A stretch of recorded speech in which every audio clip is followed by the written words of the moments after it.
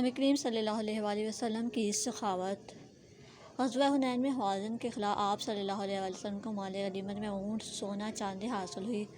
جو تقریباً 4000 اوقیہ بنتے تھے۔ جب یہ اموال غنیمت آپ صلی اللہ علیہ وسلم کے سامنے اکٹھا کیا گیا تو ابو سفیان بن حرب بن امیہ اور عرض کیا، اے اللہ کے رسول صلی اللہ علیہ وآلہ وسلم، آج تو آپ صلی اللہ علیہ وسلم قریش میں سب سے زیادہ مالدار ہو گئے۔ آپ صلی اللہ علیہ وسلم مسکرائے اور پھر ابو سفیان بن حرب نے عرض کیا، اے اللہ کے رسول صلی اللہ علیہ وآلہ وسلم، مجھے اس مال میں سے دیجیے۔